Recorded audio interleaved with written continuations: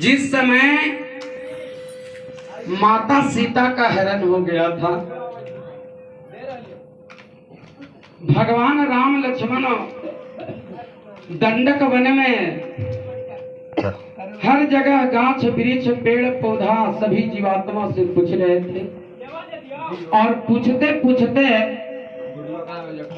एक रास्ता से जब गुजर रहे हैं तो भगवान शंकर जो है मन ही मन राम को प्रणाम किया और राम शिव को प्रणाम किया। जब ये बतिया के प्रणाम करते हो मैया पार्वती जब देखलक है तो मैया पार्वती कहे लगल कि अच्छा ये बतावा तू प्रणाम केकरा करा हो। भगवान शिव कहे कि मैं अपने गुरु राम को प्रणाम करता हूँ, क्योंकि राम जगत का गुरु है। मैया पार्वती कहलक कि जगत के गुरु राम है तो फिर शिव कहे है। कहलक कि अरे जो शिव है वही राम है और जो राम है वही शिव है, समय समय का बलिहारी है। मैया पार्वती कहलक कि बतिया के हम नहीं मानो।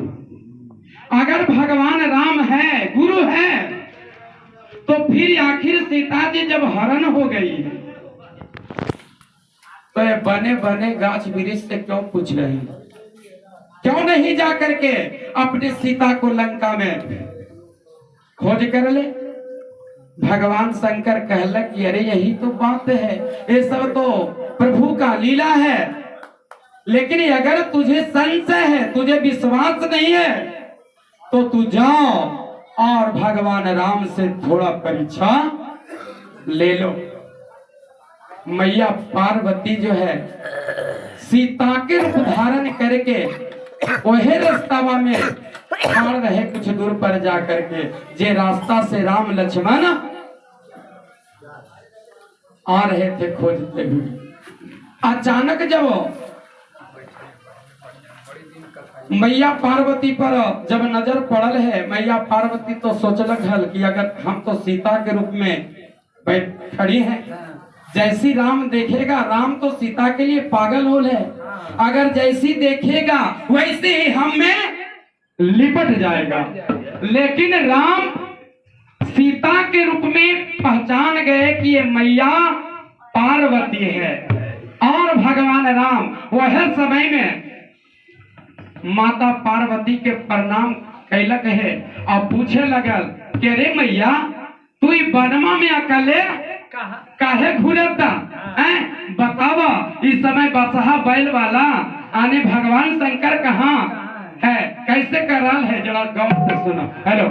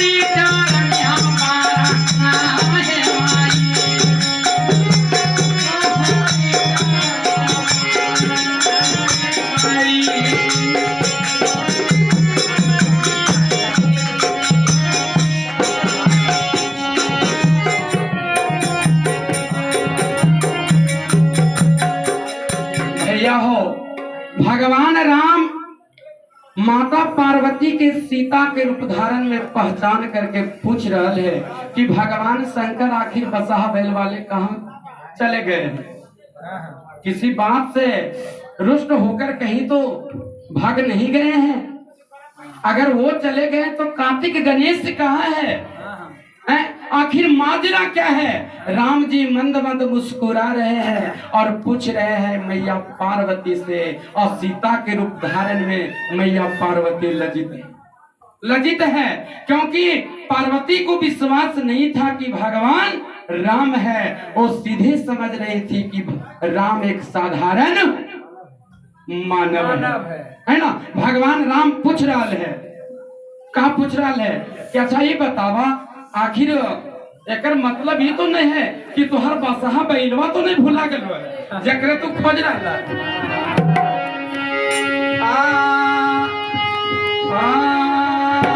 काहे पानावा में घूरे लो अकेली है माई, काहे पानावा में घूरे लो अकेली है माई, काहे पानावा में घूरे लो अकेली है माई, पानावा में घूरे लो अकेली है माई, तारम तोहारी तारनी हम पारा नाम है माई, तारम तोहारी तारनी हम पारा नाम है माई।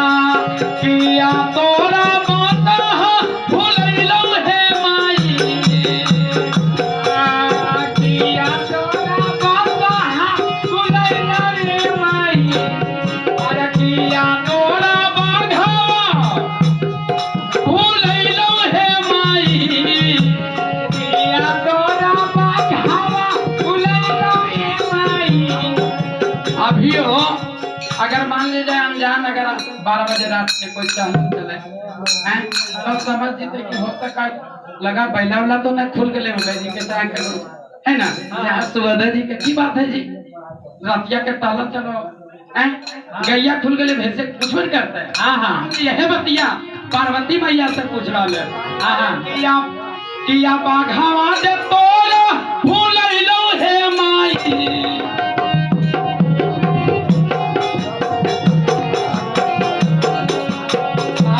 किया बाघावा दे तोहरो फूल लो है माई, किया तोरा बाघावा फूल लो है माई, तारम तोहारी तारनी हम पारा नाम है माई, तारम तोहारी तारनी हम पारा नाम है माई।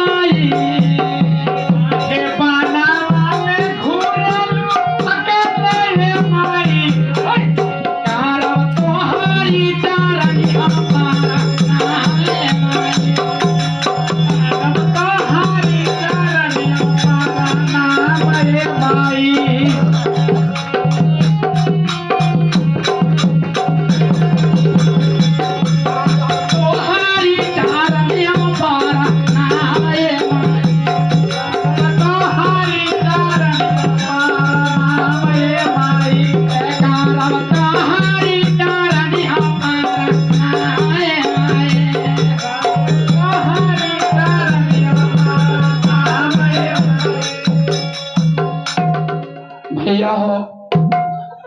इसी तरह से जब भगवान राम पूछे लगल एक भी बात, पार्वती जवाब नहीं दिलक और वहां से भगवान शंकर के पास पहुंचे। भगवान शिव जो है पूछने लगे कि कहो पार्वती, क्या तू भगवान राम का परीक्षा लिया? क्या तेरा संशय दूर हुआ? भगवान है कि साधारण कोई मानव है?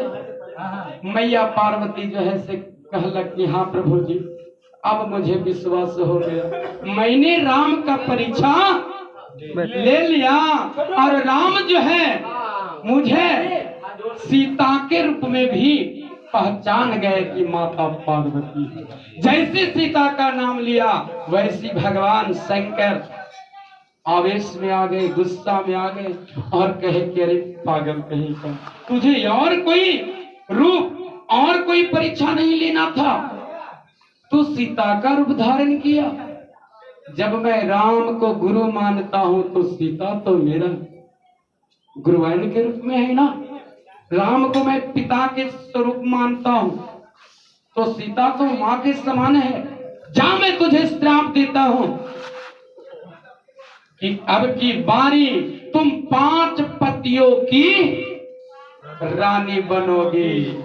जब भगवान शंकर माता पार्वती के श्राप दे दिलक कि तू 5 पति के रानी बनोगी, अब जो है मैया पार्वती भगवान शिव के चरण पकड़ लेलक। मन में सोचे लगा कि अरे बाप रे बाप, मैं तो एक सती हूं और सती के 5 पति नहीं हो सकता है। अरे जिसे 5 पति होगा वो सती कैसे होगा, है ना। सती किसे कहते हैं? जो एक पति का आगर है वो सती है।